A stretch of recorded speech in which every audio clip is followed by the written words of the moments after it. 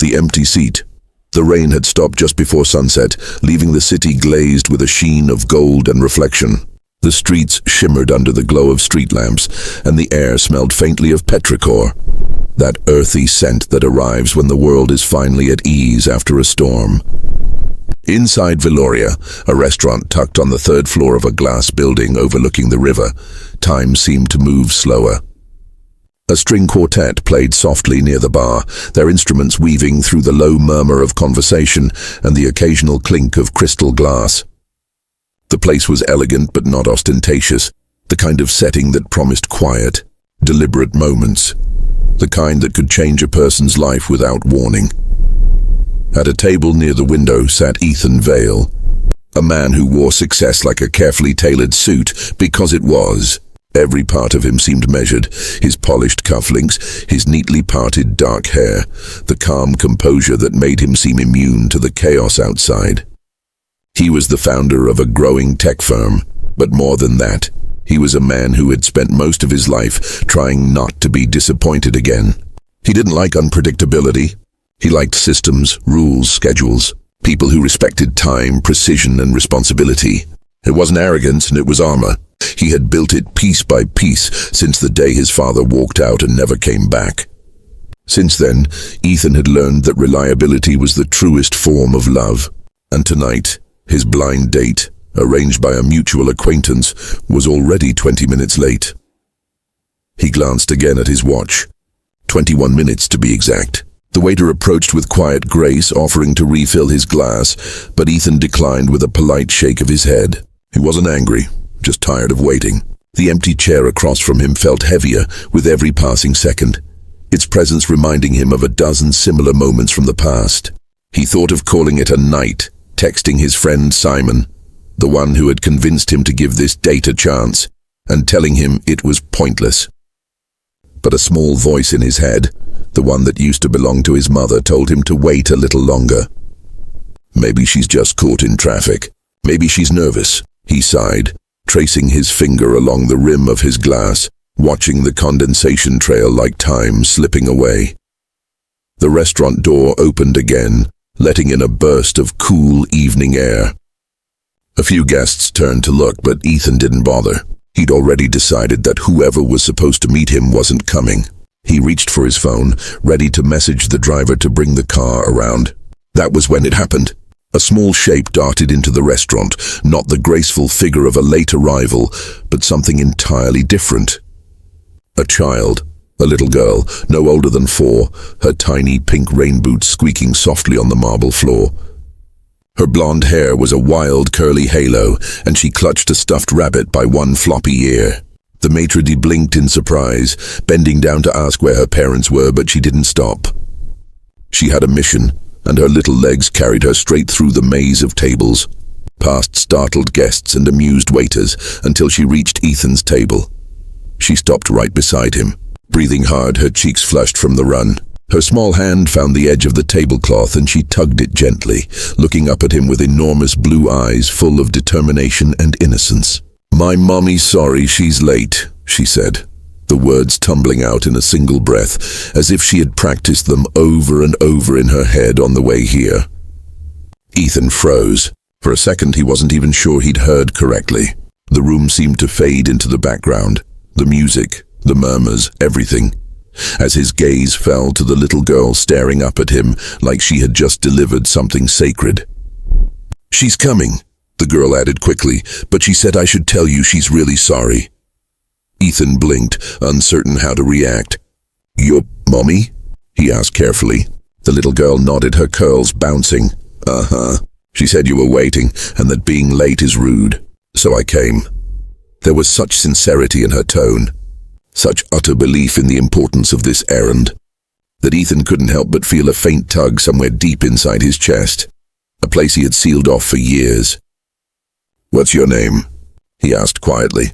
"Sophie," she said proudly, standing a little taller. "Sophie Monroe." Ethan opened his mouth to respond, but before he could, a woman's voice called out from across the room. "Sophie, oh my goodness, Sophie, sweetheart." He turned. The woman rushing toward them was clearly the girl's mother.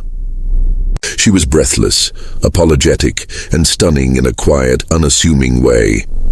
The kind of beauty that wasn't polished but lived in, human. Her hair was loose and golden brown, damp at the ends from the rain. She wore a simple cream sweater over a faded green dress, a tote bag slung across her shoulder. There was no jewelry, no makeup beyond what the day had left intact. She looked real, and something about that struck Ethan harder than he expected. She stopped at the table, placing a gentle hand on Sophie's shoulder.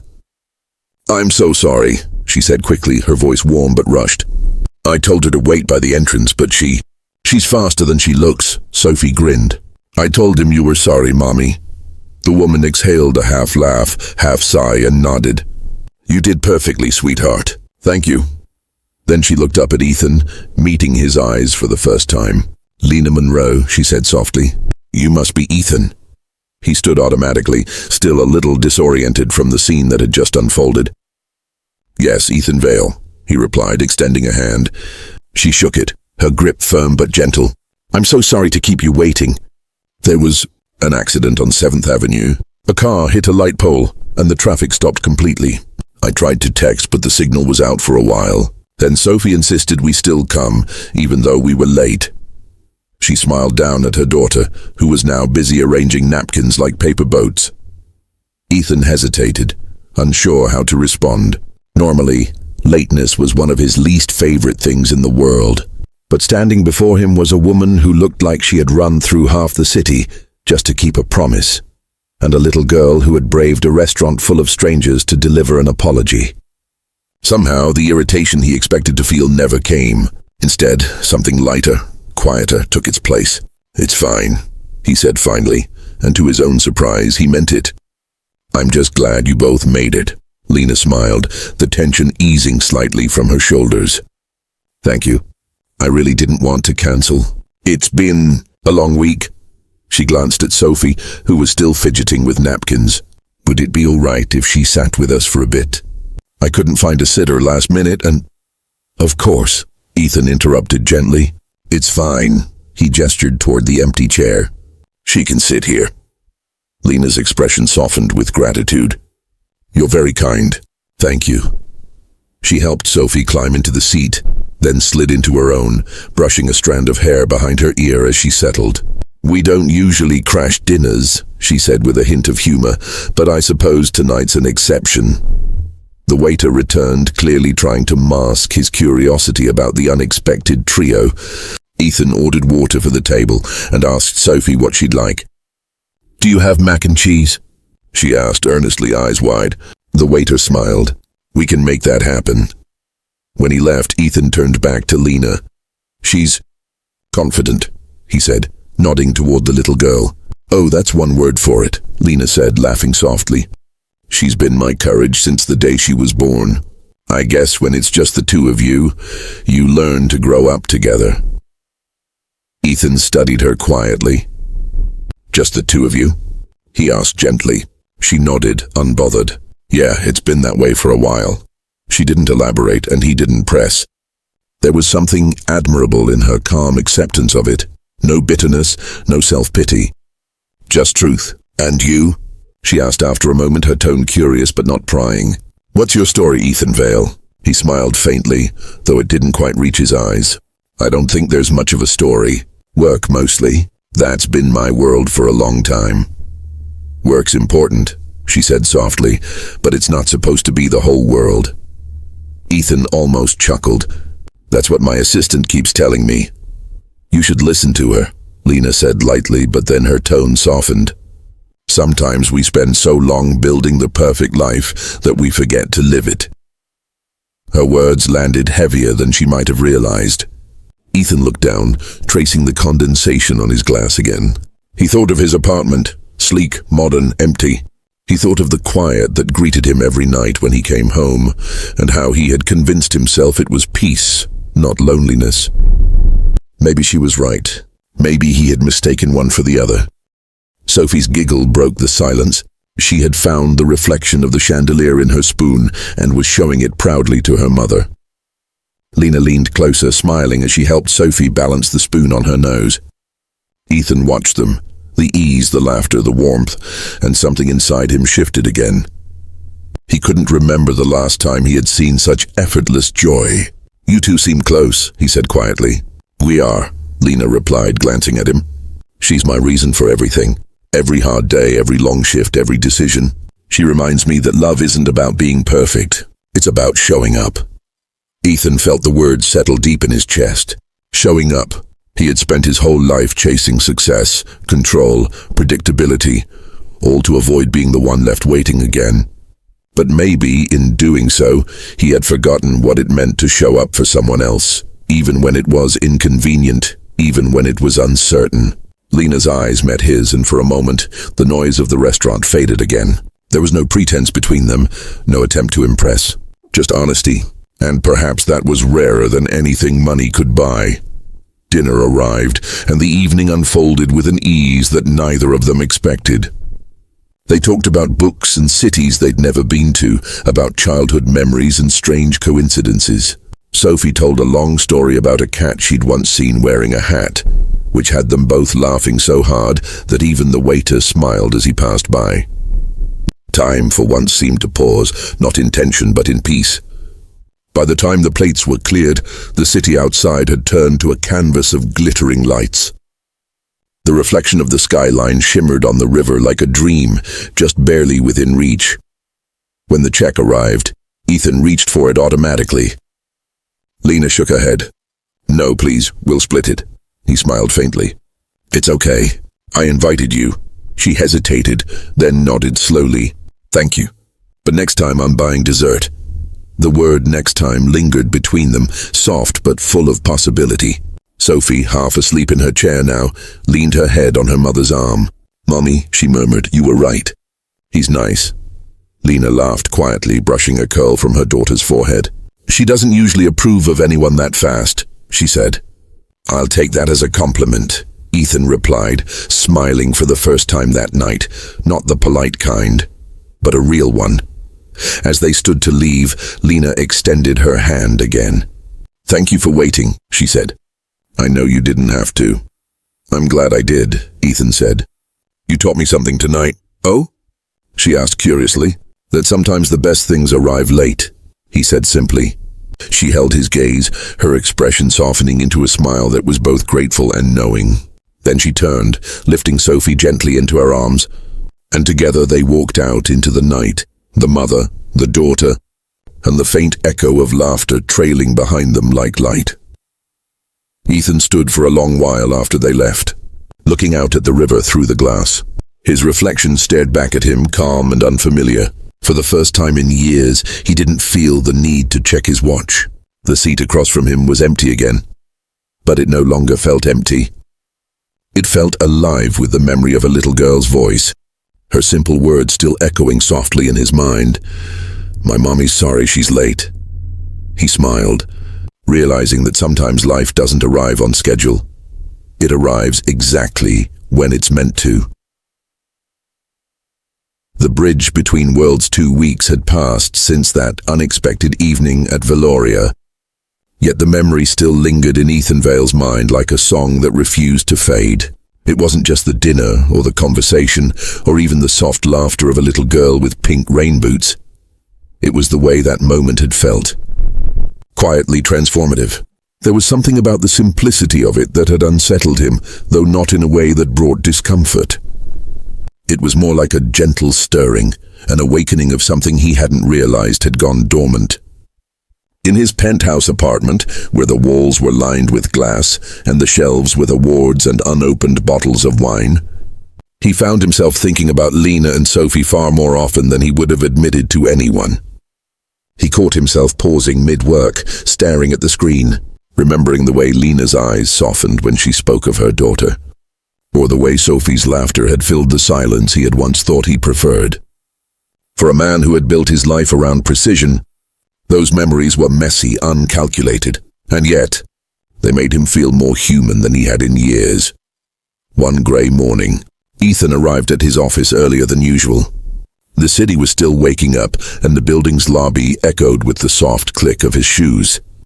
Vale Industries occupied the top floors, sleek, minimalist, efficient, like its founder. He greeted the receptionist, nodded to his assistant, and walked into the corner office that overlooked the skyline. Normally, this view filled him with focus, a reminder of what he had achieved through discipline and structure. But lately it had started to feel hollow. The success that once thrilled him now seemed like a beautifully wrapped box with nothing inside. He found himself wondering, what's the point of building everything if no one's there to share it with? He shook off the thought and turned to his desk. A small envelope lay on top of the morning reports, handwritten in ink. An unusual sight in his world of emails and notifications. The handwriting was neat but slightly curved, almost familiar. He picked it up and frowned at the return address, Maple Grove Elementary. Curious, he opened it carefully. Inside was a drawing, a crayon sketch of a man in a suit standing beside a small girl with curly hair and a stuffed rabbit. Above them, in bold, uneven letters, were the words, "Thank you for waiting for my mommy." Ethan stared at it for a long moment, a slow smile spreading across his face. At the bottom, written in smaller, neater handwriting, was a short note. "Ethan, I hope you don't mind me sharing this. Sophie insisted on drawing it after our dinner. She wanted to say thank you. I meant to send a message sooner, but life's been a little busy. I'm still grateful for your patience that night. Maybe one day we'll repay you with a proper meal that doesn't involve spilled juice and napkin boats. Take care, and thank you again. Lena." Ethan leaned back in his chair, holding the drawing in his hands. For a moment, the world outside, the glass towers, the traffic, the endless hum of business, faded away. He laughed softly under his breath. It had been a long time since anyone had thanked him for something so simple. That night, he hadn't felt like he had done anything worth remembering, but clearly for them, it had meant something. He slipped the drawing into a frame that had once held a company certificate and placed it on the shelf behind his desk. It looked oddly fitting there, bright and innocent amid the grayscale decor. A reminder that not every reward had to come with a number attached. Later that afternoon, as he was leaving the office, the city outside had turned brisk and windy. A light drizzle had begun again, and people hurried across sidewalks under umbrellas. Ethan paused near a street vendor selling flowers, something he had probably walked past 100 times without noticing. But today the bright splash of colors caught his attention.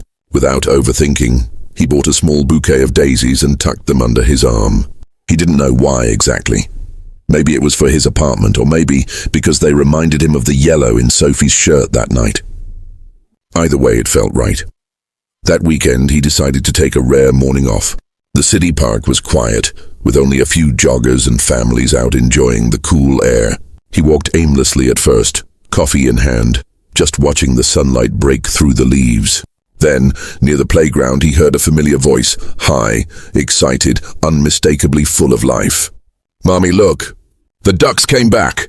Ethan turned toward the sound, and there she was, Sophie, crouched near the pond, tossing bits of bread into the water, while her mother sat on a nearby bench, reading a worn paperback.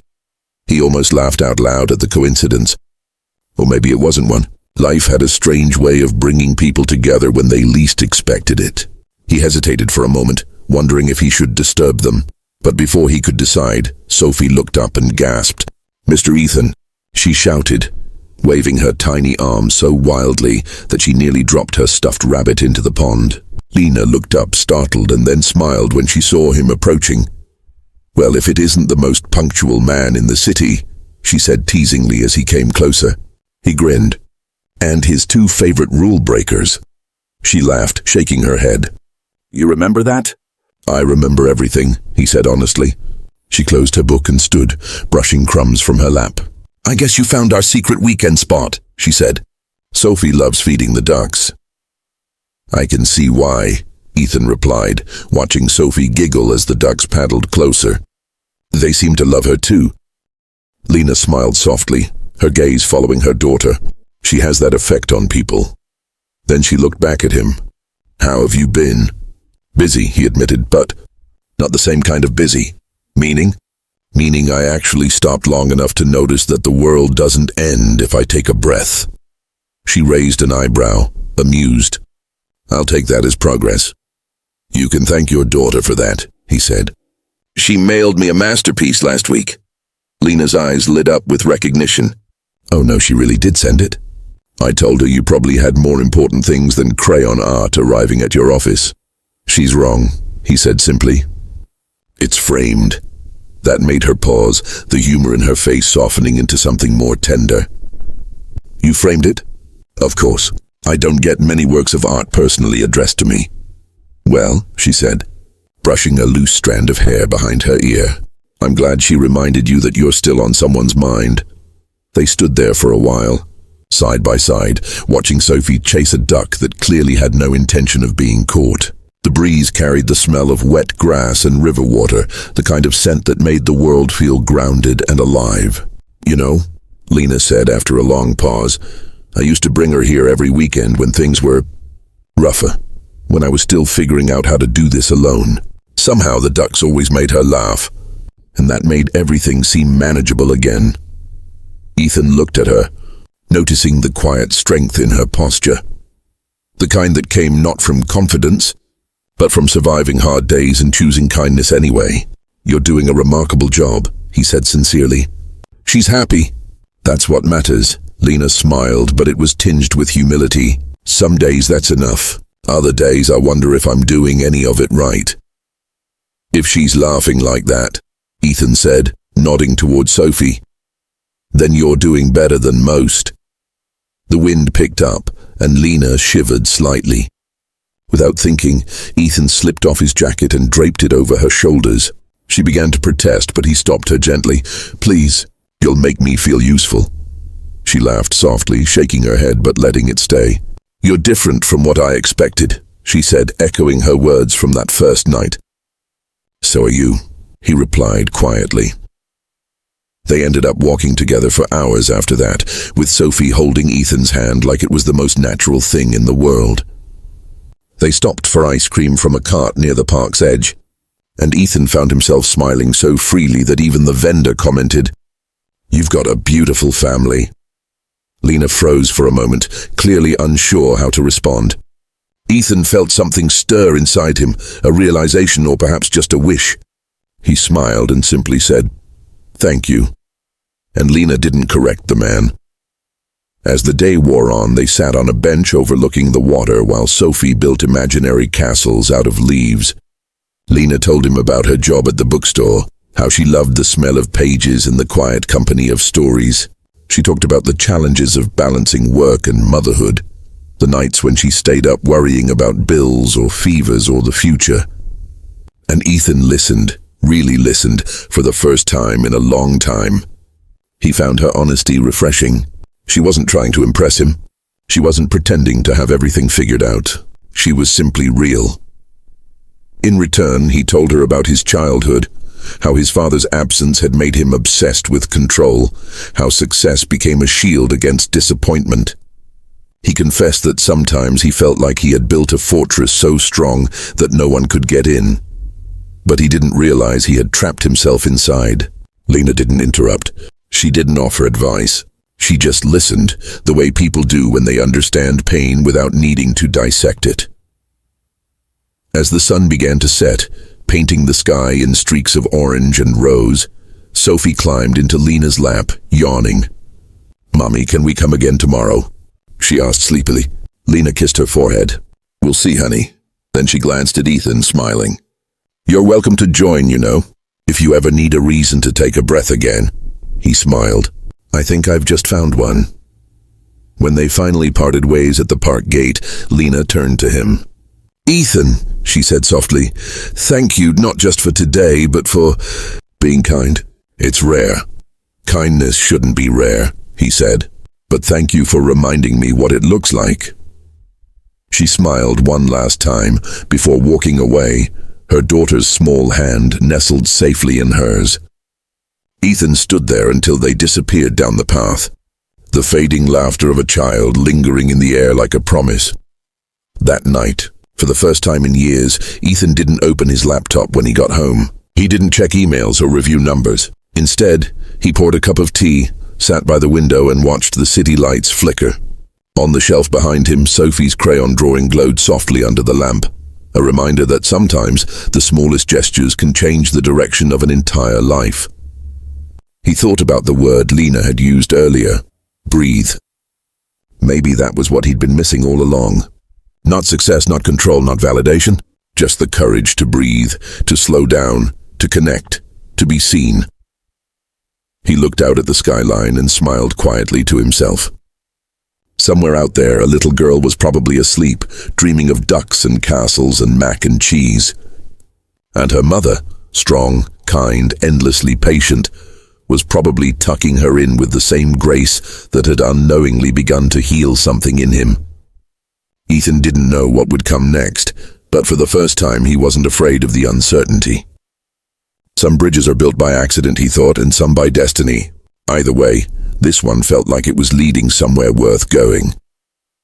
When the walls began to fall, winter had arrived in the city, draping everything in silver and quiet. The streets glowed with the reflection of streetlights against frost, and the air carried that peculiar stillness that comes when snow threatens to fall, but hasn't yet. Ethan Vale stood by the window of his office, watching the clouds gather over the skyline. It had been 3 months since that morning in the park. 3 months since Sophie's laughter had carved a small, irreplaceable space in his life, and 3 months since Lena's calm, unpretentious presence had become something he found himself quietly depending on. They met often now, sometimes intentionally, sometimes by the soft coincidences that seemed to follow them.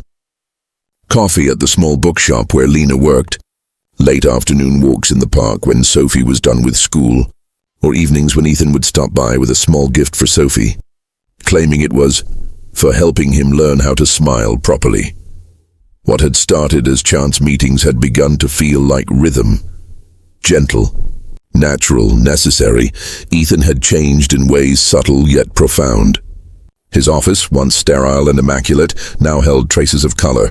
Sophie's second drawing, this one featuring Mr. Ethan flying a kite, was proudly framed beside the first. A paper flower she had made for him was taped to his computer monitor.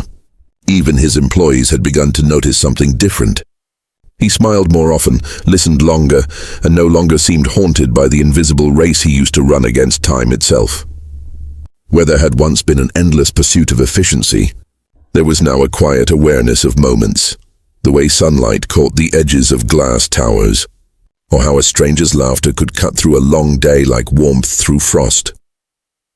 One Friday evening, as the first snow began to fall, Ethan closed his laptop earlier than usual. He had promised Lena and Sophie that he would join them at the winter market in the city square, a place filled with strings of golden lights, the smell of roasted chestnuts, and the sound of carolers who sang off-key but with infectious joy.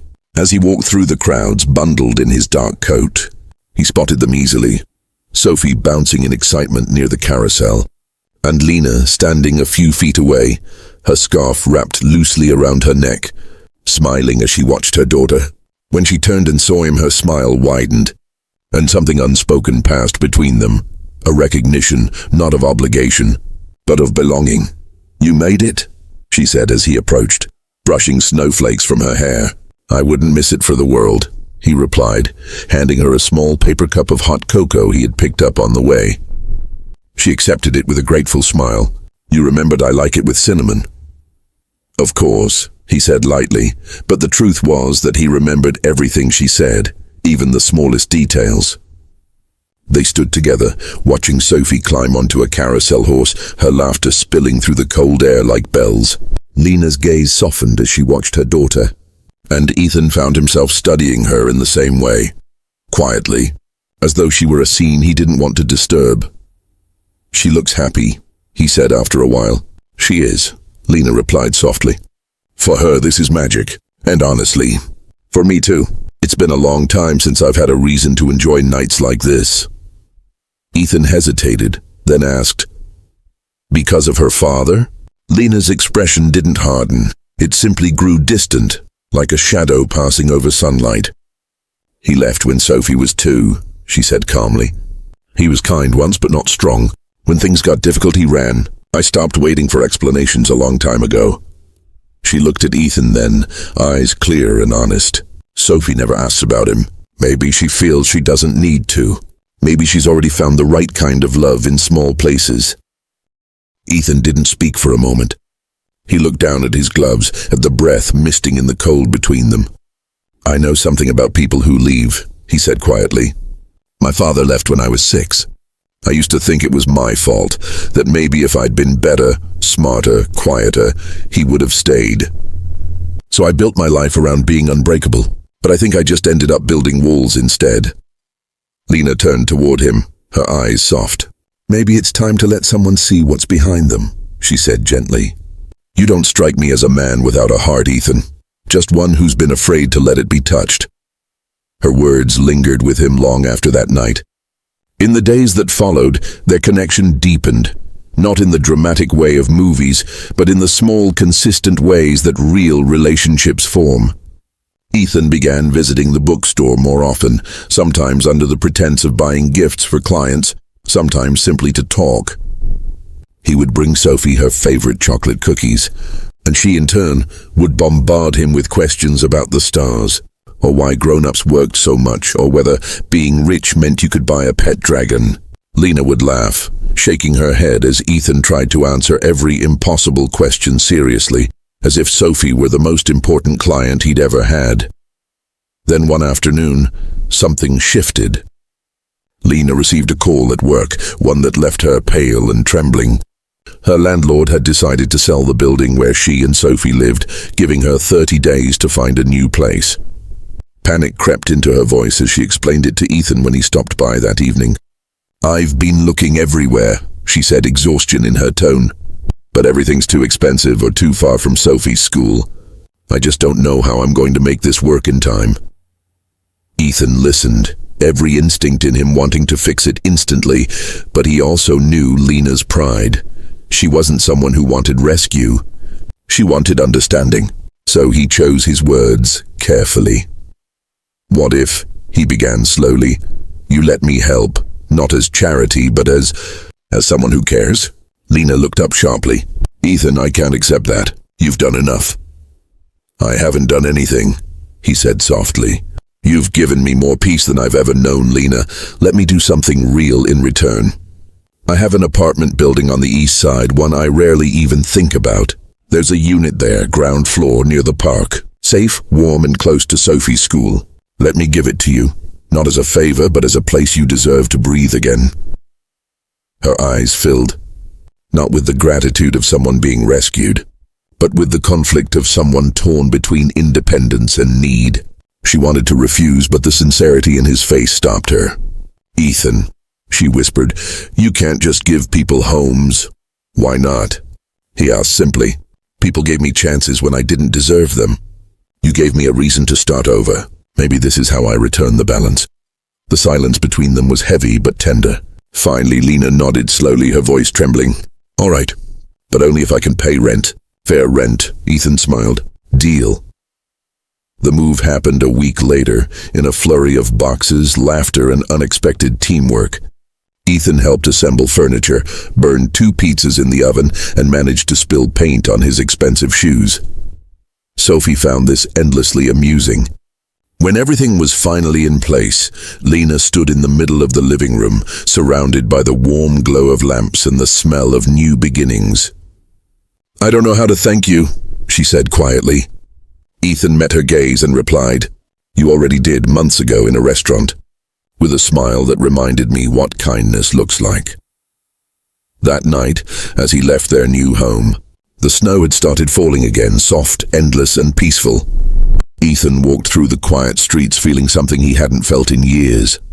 Purpose. Not the kind that came from success or recognition, but from connection, the kind that turned strangers into something closer, something worth protecting. He realized then that his life had shifted permanently, though he couldn't pinpoint when it had happened. Perhaps it was that first night in the restaurant, or the morning he opened a crayon drawing at his desk, or maybe it was this, watching a small family rediscover hope, and finding himself woven into their story without even trying. When he reached his apartment, he paused before going inside. For the first time in a long while, he looked up at the falling snow and simply let it land on his face. No deadlines, no goals, no expectations, just silence, and the faint echo of Sophie's laughter carried by the wind. And in that moment, he understood something profound, that sometimes The walls we build to keep the world out aren't meant to protect us forever. Sooner or later, someone comes along who teaches us that love, in its quietest form, isn't about saving or being saved. It's about being seen and choosing day after day to stay. The weight of what matters. Spring had begun to edge its way into the city, and with it came a soft unraveling of everything cold and distant that had held its breath through winter. The parks filled again with people, the air carried the scent of rain-soaked earth, and for the first time in years, Ethan Vale found himself feeling something that resembled contentment. The weeks since Lena and Sophie had moved into their new home had woven themselves into a rhythm both quiet and profound. Ethan would stop by after work, sometimes with dinner, sometimes just to help Sophie with a puzzle or listen as Lena talked about her day at the bookstore.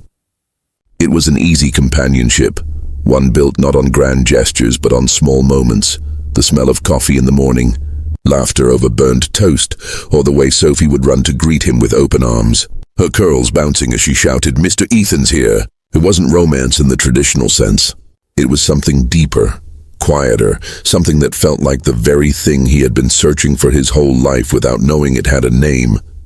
Yet, beneath that growing warmth, Ethan carried a restlessness he couldn't quite explain. For so long, his life had been ruled by clarity, deadlines, objectives, measurable outcomes. But now everything he felt defied definition. He would catch himself looking at Lena when she wasn't watching, noticing the way her hair caught the afternoon light, or how she smiled when Sophie said something ridiculous. He found himself thinking about her voice when he wasn't with her, about the way she listened without judgment, about how she never demanded anything of him yet somehow made him want to give more than he ever had. It was terrifying in its simplicity. For a man who had built walls around every part of himself, love felt like an intrusion, something that both healed and unsettled. He was no longer sure where to place it, how to manage it, or whether he deserved it at all. One evening, he arrived at their apartment just as the sky was bruising into twilight. Lena was in the kitchen, humming softly to a tune playing from a small speaker, her hands dusted with flour as she helped Sophie roll dough for cookies. The smell of vanilla filled the air, warm and familiar, and for a moment Ethan just stood there in the doorway, watching them. He hadn't realized he was smiling until Lena looked up and caught his gaze. "You're early," she said with a grin. "Couldn't help it," he replied. "The board meeting ended faster than I thought." Sophie waved her flour-covered hand. "We're making heart cookies. Want to help?" He laughed, stepping closer. "I don't think I'm dressed for that kind of responsibility." "It's okay," Lena teased. "We have aprons." What followed was a scene that felt like something out of a life he never thought he'd have. They baked together badly at first. Ethan's cookies came out oddly shaped, and Sophie insisted they looked like clouds instead of hearts. Lena laughed so hard she had to lean against the counter. For once, Ethan didn't mind imperfection. When the timer dinged and they pulled the cookies from the oven, golden and uneven, he found himself thinking that this warmth, this chaos, was what peace must feel like. They ate the cookies on the couch with Sophie nestled between them, crumbs everywhere and a movie playing softly in the background. As Lena leaned her head back, eyes half closed from exhaustion, Ethan caught himself staring again. He wanted to reach out, to brush the flour from her cheek, to tell her that she had become the heartbeat of his days without even trying. But fear held him still. Fear that if he said the wrong thing, the fragile balance they had built would crumble. That night, after Sophie was asleep, Lena offered him tea. They sat on the balcony, wrapped in quiet, the city glowing below like an endless constellation. "You've changed," she said suddenly, her tone soft but certain. "When I first met you, you carried tension like armor. Now it's like you've finally stopped fighting something." Ethan thought about that for a long moment. "Maybe I have," he admitted. "Or maybe I just found something worth lowering the armor for." Her eyes flickered toward him, searching his face for meaning. "And what would that be?" she asked. He hesitated, not trusting himself to answer honestly. "I'm still figuring that out," he said finally, his voice quiet but loaded with truth. The days that followed blurred in a haze of work, laughter and unspoken emotion. But then, as life often does, it shifted suddenly. One afternoon, As Ethan left a client meeting, his phone buzzed with a call from a number he didn't recognize. It was Lena's bookstore manager. Lena had fainted at work. Panic shot through him like lightning. He rushed to the hospital, his mind a storm of fear and disbelief. When he arrived, he found Sophie in the waiting room, sitting small and pale in a chair, her backpack clutched tightly to her chest. The sight broke something inside him. He knelt beside her. "Hey, sweetheart," he said softly. "It's okay, I'm here." She looked up, her eyes glossy with tears. "Mommy fell," she whispered. "They said she was really tired." Ethan swallowed hard. "She's going to be fine," he promised, though he wasn't sure who he was trying to convince. When the doctor finally came out, his expression was calm. Lena had collapsed from exhaustion and dehydration. "She's been overworking herself," he explained. "Nothing serious, but she needs rest. Lots of it." Relief flooded Ethan so powerfully he had to sit down. He went to her room when she was awake. She looked fragile in the hospital bed, her skin pale but her smile still gentle. "You didn't have to come," she murmured. "I did," he said simply, sitting beside her. "You scared me." She gave a faint laugh. "I guess I'm not as invincible as I thought." "No one is," he said. "You take care of everyone else, Lena. When was the last time someone took care of you?" Her eyes softened. "Maybe now," she whispered, reaching out to squeeze his hand. It was a small gesture, but it sent a surge of emotion through him so strong it left him breathless. He realized then that love wasn't always loud or dramatic. It was sometimes as quiet as a hand resting in yours, a promise made without words. For the next few days, Ethan stayed close. He picked Sophie up from school, made dinner, even attempted laundry, with comical results. He watched as Lena slowly regained her strength, though he could see she hated being the one who needed help. One evening, when she was feeling better, they sat together on her couch. Sophie had fallen asleep, and the apartment was filled with the gentle rhythm of rain against the windows. "You didn't have to do all this," she said softly. "You have your own life, Ethan." He looked at her for a long time before replying, "Maybe my life isn't just mine anymore." The words hung in the air, heavy with meaning. She looked at him startled but didn't look away. "What are you saying?" He took a slow breath. "I don't know when it happened, but you and Sophie, you became my reason to breathe differently. You made everything quieter, better, I think." He paused, his voice breaking slightly. "I think I'm in love with you." Lena's eyes filled instantly, and for a moment she didn't speak. Then she whispered, "Ethan, I don't know if I'm ready." He nodded, though it hurt more than he expected. "I know," he said softly. "I just needed you to know. No expectations, no pressure. Just truth." She reached out, her fingers brushing against his. "Thank you," she said, "for saying it gently." They sat like that for a long time, their hands touching lightly, two people caught between fear and hope. In the weeks that followed, things didn't change dramatically on the surface. They still met for dinners, still shared laughter and stories, still existed in that delicate balance between friendship and something deeper. But there was a new awareness between them, a tenderness, a mutual recognition that something fragile and extraordinary was growing. Lena no longer hid her exhaustion or her fears. Ethan no longer pretended he didn't need them. They were learning slowly what it meant to let someone in, not perfectly but honestly. And though neither said it aloud again, both knew that something irreversible had shifted. The walls Ethan had spent a lifetime building were no longer standing, and Lena, who had learned to live without leaning on anyone, had finally found someone who didn't just want to protect her but wanted to stand beside her. The world outside continued as it always did, busy, indifferent. But inside that small apartment filled with laughter, mismatched furniture, and the smell of cookies, two hearts had found something most people spend a lifetime chasing. The quiet certainty that love doesn't always arrive when we expect it. Sometimes it shows up late, with a child's voice and a promise to never leave again. Love arrives quietly, but its stays summer had settled over the city like a sigh, warm and lingering, with long golden evenings that seemed to stretch just a little beyond their edges. Life had found its rhythm again for Ethan, Lena, and Sophie. The bookstore thrived. The apartment had become a home in every sense of the word. The laughter that once sounded occasional now filled the rooms daily, echoing between the walls like sunlight made audible.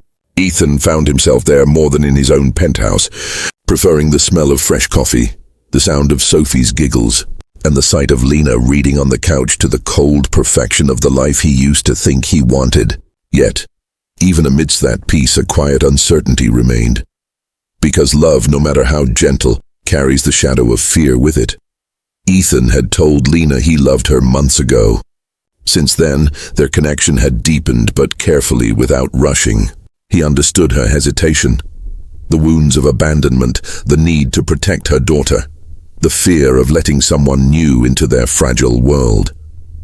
But patience had taught him tenderness, and tenderness had taught him that love doesn't need to be claimed loudly to be real. It only needed to be steady.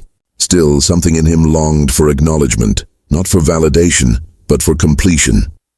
He wanted her to see what he saw, that they weren't just sharing time anymore. They were sharing life.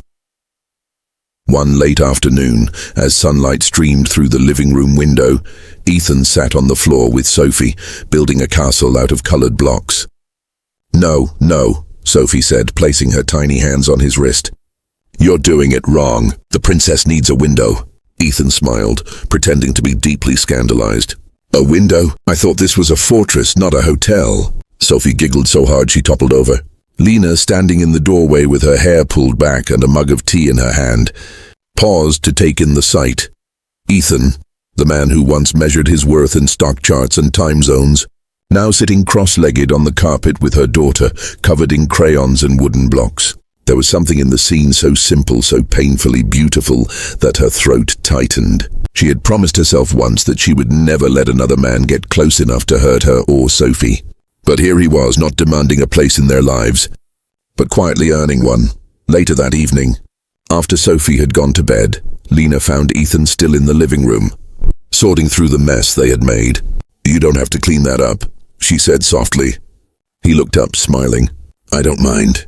It's a good kind of chaos." She hesitated, then stepped closer, sitting down on the couch. "You're good with her," she said. "She's never opened up to anyone like that. Not even my brother." Ethan placed the last block into the box and turned toward her. "She's easy to love," he said simply. "You both are." The words hung between them, tender but heavy. Lena looked away, her fingers tightening around the edge of her sleeve. "Ethan," she began, her voice trembling. "I don't know how to do this. I'm scared. I've spent so long surviving that I forgot what it feels like to trust someone fully. And I can't afford to make another mistake, not when she's involved." Ethan reached for her hand, slow and deliberate. "Then don't think of it as a risk," he said quietly. "Think of it as a choice. Not to jump blindly, but to walk forward together, one step at a time." His thumb brushed gently against her palm. "I don't want to replace anyone, Lena. I just want to be part of what you already have. If you'll let me." She looked up at him then, really looked, and saw in his eyes not possession but peace. For the first time in years, she felt something inside her begin to unclench. The old fear, the constant bracing for disappointment. It began to melt, quietly like ice under sunlight. Days turned into weeks. Summer deepened, and with it so did their bond. They spent weekends at the park, evenings cooking together, mornings with Sophie climbing onto Ethan's lap to demand pancakes. Every now and then, Lena would catch herself thinking that maybe, just maybe, this was what happiness looked like. Not perfect, but real. Yet life, as it always does, tested that peace. One Monday morning, Ethan received an offer from an international client, a contract that could expand his company into Europe, something he had once dreamed of. It was a massive opportunity, but it came with a price, relocation for at least a year. He didn't tell Lena immediately. He needed to think, to untangle what mattered most. That night, as he stood by the window of his old apartment overlooking the city, the weight of choice pressed heavily on him. Once ambition had been his only compass. But now, every thought of success came with the image of a small girl laughing and a woman smiling softly over a cup of tea. The next evening, when he finally told Lena, she didn't say anything at first. She just listened, her expression unreadable. "So," she said quietly after a moment, You're leaving. Ethan shook his head quickly. No, I haven't decided. That's the point. I wanted to tell you first. Her brows furrowed. Ethan, this is your dream. The kind of deal people wait their whole careers for. Maybe, he said. But dreams change. She blinked, confused. You're saying you'd give it up? He hesitated, searching her eyes. I'm saying I finally found something I don't want to lose. Lena stood there, silent, torn between admiration and disbelief. You can't make that kind of decision because of us, she said finally. Because of me. Why not? He asked softly. You and Sophie aren't a detour, Lena. You're the destination I didn't know I was looking for. Her breath caught. And if I can't promise you anything? He smiled sadly. Then I'll still stay. Because love isn't a transaction. It's a decision, every day, to show up. That night, Lena couldn't sleep. She sat by Sophie's bedside, watching her daughter's chest rise and fall in the rhythm of deep dreams. She thought about everything she had lost before, and everything she stood to lose now. But beneath the fear, a quieter truth pulsed. Maybe love was never about guarantees. Maybe it was about faith, the belief that someone could stay, not because they had to, but because they wanted to. The next morning, as dawn broke over the city, Lena walked to Ethan's apartment. He was on the balcony, coffee in hand, the city sprawled below in its golden haze. When he turned, she was standing there, her hair still messy from sleep, her expression steady but tender. If you want to go, she said softly, go. I won't stop you. But if you stay, don't stay for me. Stay because you've already decided this is where you belong. Ethan set the cup down, his gaze never leaving hers. I already did, he said simply. She took a breath, the morning light catching in her eyes. Then maybe, she whispered, it's time I stop being afraid of what I've already started to feel. She stepped closer, her hand finding his, their fingers intertwining like something that had been waiting to happen. I can't promise forever, she said, but I can promise today, and maybe that's enough. He smiled, and for the first time it wasn't the controlled, careful smile of a man managing impressions. It was the real kind, the kind that came from surrender, from peace. He pulled her gently into his arms, and they stood there as the city stirred awake, the sun rising behind them. It wasn't dramatic, not a movie-perfect confession or a grand declaration. It was quiet, human, and real, the kind of love that endures not because it burns brighter, but because it burns steady. Weeks later, as the days grew warmer, Ethan officially turned down the offer. His colleagues were stunned, unable to understand why a man like him would step away from expansion, from opportunity. But Ethan didn't feel he had given up anything. He had chosen something else, something infinitely harder to quantify, but infinitely more precious. He chose to stay, to be there when Sophie lost her first tooth and demanded ice cream as a reward, to hold Lena's hand at the bookstore's reopening after its renovation, to live not by the clock, but by moments. One Sunday afternoon, the three of them sat in the park under a wide oak tree. Sophie was making a daisy crown, her tongue poking out in concentration, while Lena read a book aloud in a soft voice that mingled with the breeze. Ethan leaned back on his elbows, eyes half closed, listening to the harmony of their laughter, the distant hum of life around them. He realized then, with a quiet certainty, that all the years he had spent chasing perfection had been leading him here, to this imperfect, beautiful, ordinary day. As the sun dipped low and painted the world in amber, Sophie ran up and placed the daisy crown on his head. Now you're part of the family, she declared proudly. Lena laughed, her eyes glistening, and Ethan felt something inside him settle completely. He looked at her, at the little girl who had once run into his life apologizing for her mother's lateness, and he thought about how strange and miraculous it was, the way love finds you not when you plan for it, but when you finally stop running from it, and in that moment, surrounded by the soft hum of summer and the laughter of the only two people who had ever truly seen him, Ethan finally understood. Love doesn't always announce itself with fireworks or grand entrances. Sometimes it arrives quietly, through a small girl's smile and a woman's kindness. And it stays, not because it's easy, but because it's real, and when it does, Nothing else in the world ever feels quite as late or quite as lost again.